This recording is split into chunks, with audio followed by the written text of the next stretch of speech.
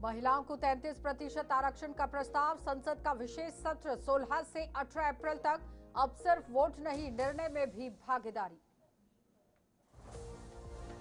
विष्णुदेव साय की अध्यक्षता में हुई कैबिनेट बैठक। महिलाओं को 50% और सैनिकों को 25% छूट। 9 बड़े फैसलों पर कैबिनेट की मोहर। और डिप्टी सीएम अरुण साव का वर्चुअली लोकार्पण। पलारी में 4.1 करोड़ के विकास कार्य शुरू। भूमि पूजन से बढ़ेगी बुनियादी सुविधाएं।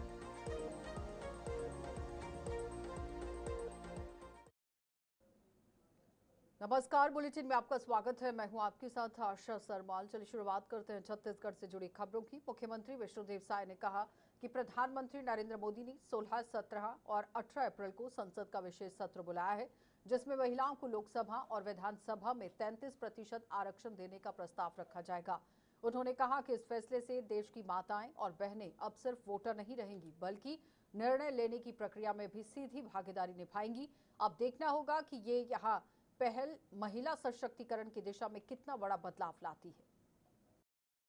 16, 17, 18 अप्रैल हमारे देश के यशस्वी प्रधानमंत्री जी ने विधानसभा और लोकसभा में 33% आरक्षण महिलाओं को देने के लिए विशेष पार्लियामेंट का सेशन बुलाया है।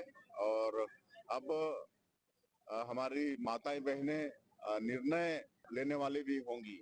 विधानसभा लोकसभा में 33% उनका आरक्षण रहेगा। और वैसे भी हमारा छत्तीसगढ़ तो बहुत अच्छा है। आज भी करीब 21-22% हमारे छत्तीसगढ़ के विधानसभा में विधायक हैं। पंचायती राज में पहले से हमारी सरकार यहाँ पर 50% आरक्षण दे रखी है।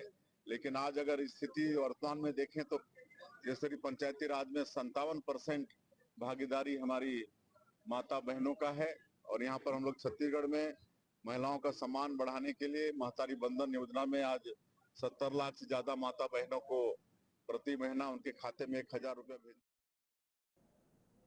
मुख्यमंत्री विष्णुदेव साय की अध्यक्षता में कैबिनेट की बैठक हुई और मंत्रालय महानदी भवन में चल रही इस अहम बैठक में धान सरप्लस की नीलामी के फैसले पर अंतिम मुहर लग सकती है।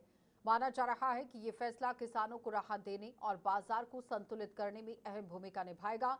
अब नजर इस बात पर है कि किसान किस तरह से इसका बड़ा लाभ ले सकते हैं और कैसे सरकार फैसला लेती है।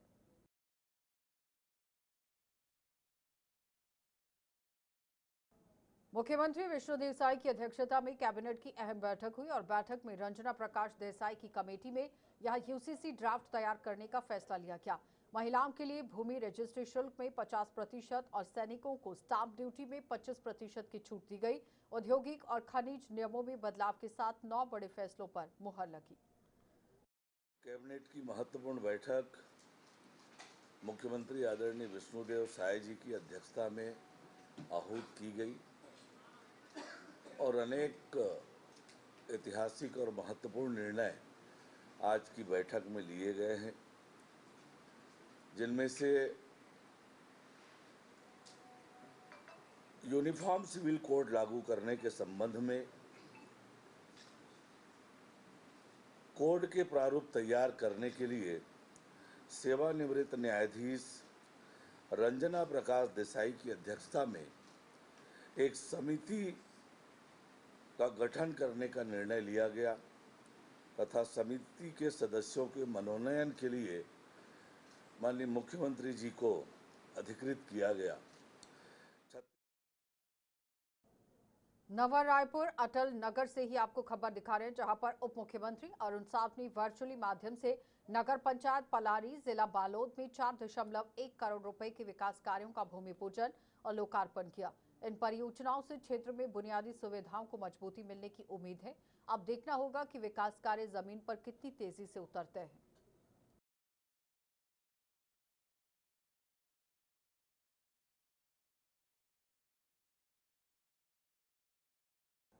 छत्तीसगढ़ में विष्णुदेव साय सरकार ने यूसीसी ड्राफ्ट के लिए कमेटी बना दी है और कमेटी की अध्यक्षता सुप्रीम कोर्ट की रिटायर्ड जस्टिस रंजना प्रसाद देसाई कर रही हैं। बीजेपी नेता दाऊद अनुराग अग्रवाल ने कांग्रेस पर तुष्टीकरण की राजनीति का आरोप लगा दिया।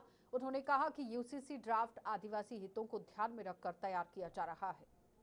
कांग्रेस को अब अपने तुष्टीकरण की राजनीति से बाज आ जाना चाहिए। उन्हें स्पष्ट कर देना चाहिए कि सिर्फ ये वर्ग विशेष के लिए ही राजनीति करते हैं और एक बार फिर कांग्रेस ने इस बात को साबित कर दिया।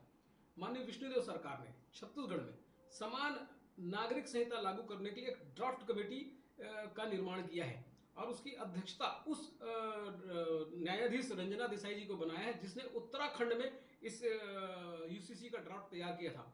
और उप मुख्यमंत्री अरुण साव ने जल संकट को लेकर चिंता जता दी है। उन्होंने कहा कि जल संरक्षण और जल संवर्धन आज से सबसे बड़ी जरूरत बन चुकी है। साव ने लोगों से अपील की है कि बारिश के पानी को रोकें और वाटर हार्वेस्टिंग को अपनाएं और साथ ही उन्होंने गांव स्तर पर तालाबों के भराव और छोटे स्टाम्प या डैम जैसे प्रयासों पर जोर दिया है और कहा कि इन कोशिशों से गिरते हुए भूजल स्तर को बचाया जा सकता है। भूजल का नीचे जाना ये हम सब के लिए चिंता का विषय है और इसलिए जल संरक्षण और जल संवर्धन आज की महती आवश्यकता है। बारिश के पानी को रोकने का,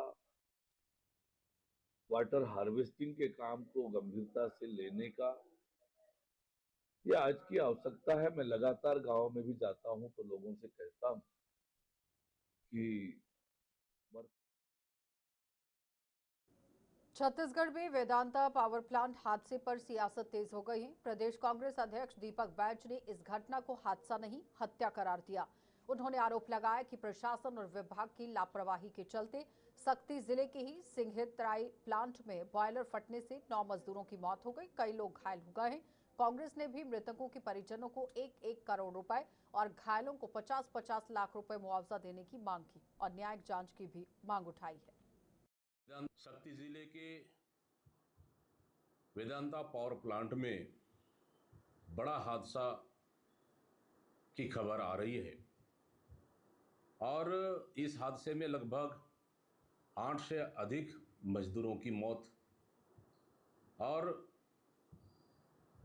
लगभग 50 से अधिक मजदूरों की घायल होने की खबरें आ रही है। घायल मजदूरों को जल्दी स्वास्थ्य लाभ के लिए छत्तीसगढ़ प्रदेश कांग्रेस के संचार प्रमुख सुशील आनंद शुक्ला ने यूसीसी को लेकर साय सरकार पर निशाना साधा। उन्होंने कहा कि कमेटी गठन से आदिवासी समुदाय को नुकसान होगा। शुक्ला ने इसे आदिवासियों के अधिकारों पर डकैती जैसा बता दिया है। साथ ही आरोप लगाया कि इससे उद्योगपतियों को आदिवासी जमीन पर कब्जा आसान होगा। साय मंत्रिमंडल ने एक कमेटी बनाया है छत्तीसगढ़ में यूसीसी लागू करने के लिए। छत्तीसगढ़ में यदि यूसीसी लागू होता है तो सबसे बड़ा नुकसान छत्तीसगढ़ के आदिवासियों का होगा। छत्तीसगढ़ में बड़ी संख्या में 32% आबादी आदिवासियों की है, जिन्हें संविधान में कुछ विशेष अधिकार मिले हुए हैं और उसकी रक्षा के लिए पेशा कानून लागू है, 5वीं अनुसूची का क्षेत्र लागू है। और छत्तीसगढ़ में यह सियासत गर्मा गई है और प्रदेश कांग्रेस कमेटी के संचार प्रमुख सुशील आनंद शुक्ला ने सरकार पर कई मुद्दों को लेकर बड़ा हमला बोल दिया। उन्होंने साड़ी घोटाले, वेदांता प्लांट हादसे और भीषण गर्मी में खुले स्कूलों को लेकर सवाल उठा दिए और कहा कि जांच सिर्फ लीपापोती बनकर रह गई है। शुक्ला ने आरोप लगाया कि मजदूरों की जान से खिलवाड़ हो रहा है। वहीं बच्चों की सुरक्षा को देखते हुए तुरंत ग्रीष्मकालीन अवकाश घोषित करने की मांग की। पावर हादसा कहीं न कहीं प्रबंधन की फौरी लापरवाही साफ साफ दिख रही है और इस मामले में प्रबंधन को बचाने की कार्रवाई की जा रही है। कांग्रेस पार्टी मांग करती है कि तत्काल इस मामले में एफआईआर दर्ज किया जाना चाहिए प्रबंधन के ऊपर में और इस मामले की जांच के लिए उच्च स्तरीय की जानी चाहिए। इस मामले की न्यायिक जांच की जानी चाहिए और लगातार प्रदेश में हादसे हो रहे हैं। सरकार इन हादसों के बाद लीपापोती करती है। इसके पहले भी रायपुर में जब हादसा हुआ था तब किलन सफाई के दौरान ही हादसा हुआ था। वेदांता पावर में भी यही हादसा हुआ है। बताया जाता है कि इसमें जो टेक्निकल मानदंड है उनको पूरा नहीं किया गया है। कुछ पैसे बचाने के लिए दर्जनों लोगों की जिंदगी दांव पे लगा दी गई, जिसमें 13-14 से अधिक लोगों। छत्तीसगढ़ प्रदेश कांग्रेस के संचार प्रमुख सुशील आनंद शुक्ला ने बीजेपी पर तीखा हमला बोला और कहा कि बीजेपी आरएसएस विचारधारा से प्रभावित दल है और आरोप लगाया गया कि इस विचारधारा में महिलाओं को बराबर स्थान नहीं मिला। महिलाओं के प्रति बीजेपी की मानसिकता पर सवाल उठाए गए।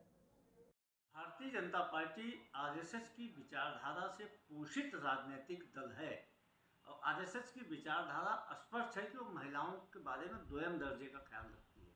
जिस आरएसएस में महिलाओं को वर्षों तक, सालों तक स्थान नहीं दिया गया था, सोचिए कि उस विचारधारा से पोषित भारतीय जनता पार्टी का महिलाओं के बारे में क्या ख्याल होगा। जहां तक नारी शक्ति वंदन सक्ती स्थित वेदांता लिमिटेड पावर प्लांट हादसे पर स्वास्थ्य मंत्री श्याम बिहारी जायसवाल ने शोक जताया है। उन्होंने इसे बड़ा और दुखद घटनाक्रम बताया। दिवंगतों को श्रद्धांजलि और पीड़ित परिवारों के प्रति संवेदना व्यक्त की गई और साथ ही कांग्रेस पर बयानबाजी को लेकर तंज कसा गया। बयानबाजी इस प्रकार घटनाओं पर नहीं करना चाहिए। अच्छा होता सकारात्मक रूप से घायलों को, पीड़ितों को मदद करने का सुझाव आता उनका। हमने जांच के आदेश माननीय मुख्यमंत्री जी ने दे दिए हैं। त्वरित रूप से कल ही विदिन 5 आवर 5 घंटे के अंदर ही उन्होंने जांच की घोषणा कर दी है। मुआवजाओं के लिए जो राहत पैकेज है, घायलों के लिए, मृतकों। देवरी बंगला परिक्षेत्र में ही यहां भारत रत्न डॉक्टर भीमराव अंबेडकर की जयंती धूमधाम के साथ मनाई गई। बालोद जिले के ग्राम किस्ना में ही आयोजित कार्यक्रम में बड़ी संख्या में अनुयायी शामिल हुए। ग्राम फरदफोर्ड से निकाली गई ये भव्य रैली कार्यक्रम स्थल तक पहुंची, जहां समाज के लोगों ने बाबा साहेब को श्रद्धांजलि अर्पित की।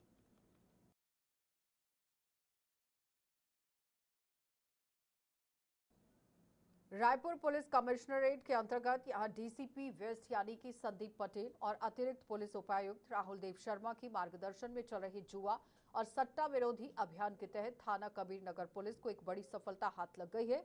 रेलवे पटरी के पास यहां घेराबंदी कर ऑनलाइन क्रिकेट सट्टा खिलाते हुए 2 आरोपियों को रंगे हाथों गिरफ्तार किया गया, जिनके कब्जे से करीब 5 लाख रुपए नकद और मोबाइल फोन जब्त किए गए।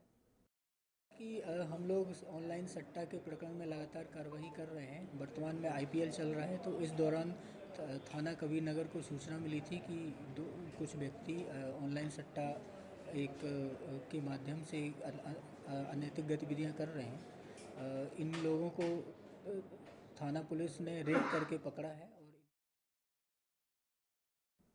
जिला कबीर धाम में यहां कानून व्यवस्था को मजबूत बनाने और आपराधिक गतिविधियों पर नियंत्रण रखने के उद्देश्य से कबीर धाम पुलिस ने होटल, लॉज और ढाबा संचालकों की एक महत्वपूर्ण बैठक आयोजित की। बैठक में पुलिस अधीक्षक धर्मेंद्र सिंह के निर्देश पर ही अतिरिक्त पुलिस अधीक्षक पुष्पेंद्र बघेल और अमित पटेल के मार्गदर्शन में पुलिस अनुविभागीय अधिकारी कृष्ण कुमार चंद्राकर ने सख्त निर्देश दिए हैं कि होटल, लॉजेस और ढाबों से जुड़ी हालात यहां पर जांचे जाएं और हर यहां पर जो सुरक्षा है, डिजिटल रिकॉर्डिंग भी की जाए। नियमों की सख्ती से यहां कार्रवाई होनी चाहिए, पालना की जानी चाहिए। तो सक्ती जिले की ही सिंघेतराय स्थित यहां पर वेदांता लिमिटेड पावर प्लांट में बॉयलर फटने से बड़ा हादसा हो गया और हादसे में जिला प्रशासन तुरंत अलर्ट मोड पर आ गया है। मुख्यमंत्री विष्णुदेव साय लगातार अधिकारियों से संपर्क में थी, हालात पर नजर बनाए हुए थी और श्याम बिहारी जायसवाल भी स्थिति पर समीक्षा कर रहे थे।